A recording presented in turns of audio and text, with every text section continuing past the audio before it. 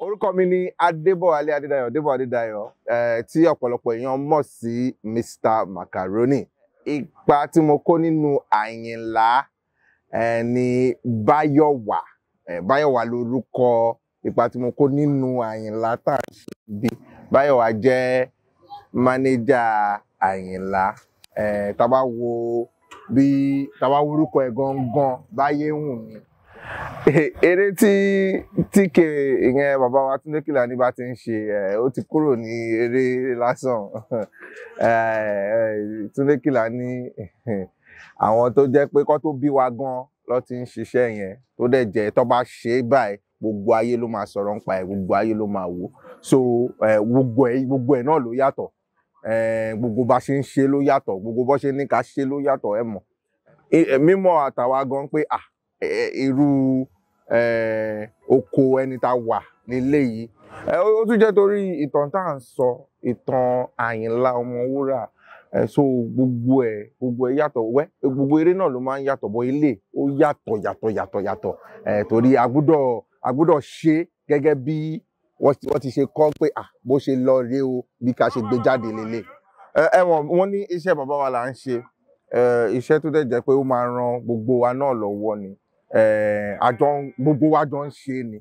àti àwọn tó ń ṣeré yẹn o àti àwọn tó wà lẹ́yìn kámẹ́rà o tó ń rìkọ́ọ̀dì ẹ̀ o tó ń gbé sáùndì o gbogbo wa la nípa tá à ń kó, gbogbo wa la dẹ̀ jọ ń ṣe torí a mọ bí eré yìí ṣe jẹ́ sí kò ń ṣàwátà ń ṣe nìkan bọ̀ sí gbogbo àwọn èèyàn tó bá fẹ́ wò torí ó sọ̀rọ̀ nípa ìkan lára àwọn òpómúléró orin kíkọ. Gẹ́gẹ́ bí èèyàn ká máa fi sùúrù ṣe ni, oríṣiríṣi nǹkan náà dẹ̀ ló máa ń fa nǹkan tó bá máa ṣẹlẹ̀ sẹ́dá. So àwọn máa ṣe kí ni, a gbọ́dọ̀ fi sùúrù ṣe. Debọ Macaroni, Mr. Macaroni, Debọ Adedayọ. Debọ Adedayọ ni actor. Mr. Macaroni náà ó jẹ́ stage name mi. So ẹni tí mo jẹ́ mo nífẹ̀ẹ́ sí eré, pé ká máa ṣeré. Mo nífẹ̀ẹ́ sí irú nǹkan báyìí, irú nǹkan tí ká máa ṣeré lórí ìta kò ṣe eré máa mo nífẹ̀ẹ́ ká máa ṣe eré orí ìtàgé bẹ́ẹ̀ ni. So tí bá ti wà ní ipò yẹn nǹkan tí èmi máa ń ṣe ni pé mo máa gbé ipa tó bá ti ní kí n kó nínú eré tó bá jẹ́ mi fẹ́ mọ eré yẹn o tó bá jẹ́ tó bá ti ní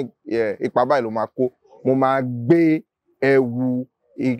kárátà yẹn mo máa gbé wọ̀, òun ni mo dẹ̀ fi máa ṣeré. Nǹkan tó ń pè lóṣere nìyẹn. Tó bá ní ká ṣe bí president lọ́jọ́ tó ti pẹ́ ṣe, tó bá ní ká ṣe bí pastor, tó bá ní ká ṣe bí imam, kò sí ìta. So nǹkan tó ń pè ní òṣèré nìyẹn. Tó bá ti ní nǹkan tẹ́ máa ṣe rèé, bó ṣe ọdún báyìí a fẹ́ ṣe, àwọn máa gbá research wa okay báwo ló ṣe ń ṣe ní ọjọ́ yẹn o, báwo ló ṣe ń kíra wọn o, kí ló ń dìmú o, kí ló ń wọ̀ o. Táwọn ọ̀gá wa bá ti ṣe gbogbo iṣẹ́ yẹn wọ́n máa sọ fún àwa pé bẹ́ẹ̀ ṣe máa ṣe rèé o. Ìyẹn náà mọ́ ìtawà náà ti lọ kà fún ara wa tá ti wò. So kò jù bẹ́ẹ̀ lọ. Nǹkan tó ń pè lóṣèré nìyẹn. Torí mo ti ka eré náà tí wọ́n ti jù sí mi pé báyìí ni mo dẹ̀ ti ka. So bá dẹ̀ ṣe bọ́ sórí set, of course ó sì ní bí mo ṣe máa ṣe tó lè máa fẹ́ tẹ́ everybody lọ́rùn wa ni no bóyá kó ṣe báyìí, bóyá kó ṣe báyìí. But nǹkan tí eré ṣíṣe náà wà fún nìyẹn bá ṣe ń ṣe yìí tó bá jẹ́ nǹkan tí wọ́n bá ṣe tiẹ̀ báyìí tọ́gà ẹ̀ bá ní no try báyìí èyí tó bá ti work náà ni àmà. So lágbára Ọlọ́run ó fantabulous. Kò sí nǹkan tó easy láyé yìí. Lágbára Ọlọ́run ti fún wa lẹ́bùn pé ẹ mọ̀ oníkálukú ló ní ẹ̀bùn titi ẹ̀ lọ́tọ̀ọ̀tọ̀. Àwọn míì mọ̀ orin kọ, àwọn míì mọ̀ jójó, oníkálukú wa ṣáà ní nǹkan tó mọ̀ ọ́ ṣe dáadáa. So Ọlọ́run dẹ̀ ti ní pé eré ṣíṣe yẹn eré orí ìtàgé so ẹ̀bùn ni àìpẹ́ lọ́rọ̀, ṣùgbọ́n kò ń ṣe pé bóyá easy tó náà nìyẹn. Ìwọ náà a máa gbìyànjú torí ìgbà tá bẹ̀rẹ̀ náà kò ń ṣe pé bí gbogbo ayé ṣe ní ó ti dé no. À ń ṣiṣẹ́ à ń ṣiṣẹ́ gan a ti ṣiṣẹ́ sẹ́yìn gidi a dẹ̀ ti ń ṣe iṣẹ́ yẹn so kò dédé bẹ̀rẹ̀ bẹ́ẹ̀ yẹn iṣẹ́ náà ni àti pé a dẹ̀ sọ̀rọ̀ ìtínú a ṣe ń tẹ̀síwájú a dúpẹ́ lọ́wọ́ Ọlọ́run bàbá mi jẹ́ ẹni tó wà ní media space àwọn òṣèré àwọn náà ṣeré díẹ̀ but ipa pé ṣé tá bá ń sọ pé ṣé bóyá wọ́n ní gúrùpù kan èmi náà jáde síta mo lọ fún audition oríṣiríṣi lọ fún casting oríṣiríṣi lọ sí oko eré oríṣiríṣi tí mo máa dúró wọ́n máa ní lọ ṣe gbá lọ ṣàwo èmi náà ṣe dáadáa so ìgbà tí Ọlọ́run dẹ̀ ní ó yá díẹ̀díẹ̀ káwọn èèyàn máa mọ̀ pé ẹni ìlélẹ̀ yìí ẹni ìlélẹ̀ a rẹ̀ dúpẹ́ fọ́lọ́run fún ibi tá a ti wà ibi tá a wà yìí ó tó ọpẹ́ a dẹ̀ ṣe ń ṣiṣẹ́ náà láti máa ṣe kíni láti máa gun òkè sí i lágbára Ọlọ́run. Ìgbà tó ń ṣe Big Brother Naija ń gbà yẹn èmi náà lọ for audition pàtó ìgbà tá a dẹ̀ ń ṣeré tí kò tábà tiẹ̀ ń kọjá lójú títì kí àwọn wà ní ẹ̀ẹ́lẹ́bẹ̀ ó dà pé a máa ń rojú yín nígbà mi ò ìgbà tó dẹ̀ ní pé Big Brother yá àwa náà ní bóyá ká tiẹ̀ lọ fún audition tó rí àfi táwa fẹ́ parọ́ Big Brother jẹ́ platform tó máa ń gbé ojú àwọn èèyàn síta so wọ́n ní ó yá káwa náà lọ síbẹ̀ a dẹ̀ lọ bẹ̀ wọ́n fa gbogbo aṣọ ọrùn wa yá pẹ̀lú gbogbo dragging tá à ń ṣe and everything ní ìtí ẹ̀ṣọ́ audition so ti bá rántí nísìnyí mo kàn máa ń rẹ́rìn ni àdúpẹ́ fọlọ́ oyún yẹn ti wà bẹ́ẹ̀ ti pẹ́ ẹ mọ̀ pé fún òṣèré ìyẹn as an artist ibi tó bá wà agbègbè ibi tó bá wà ló máa ń fún wa ní àwọn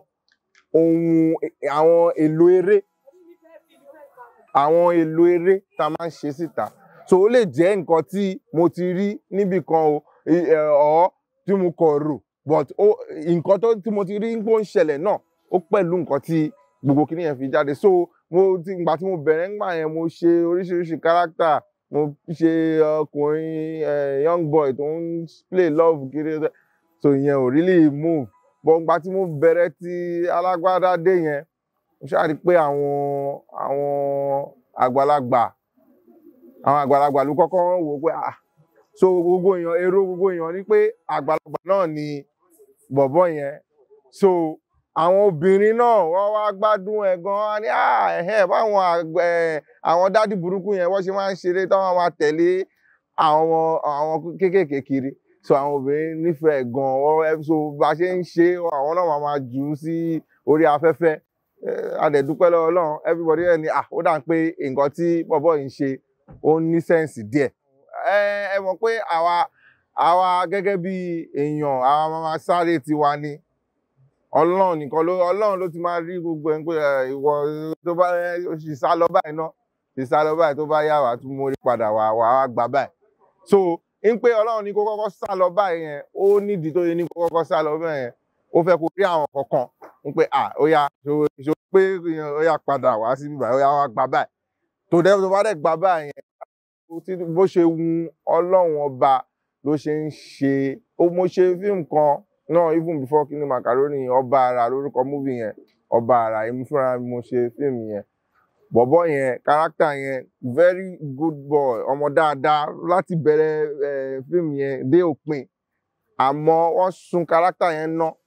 kò ṣe anybody wọ́n sun character yẹn ná bó ṣe wù Ọlọ́run ọba ló ṣe máa ń dá kò ń yé àwọn míì gbà kan kò ń yé wọn but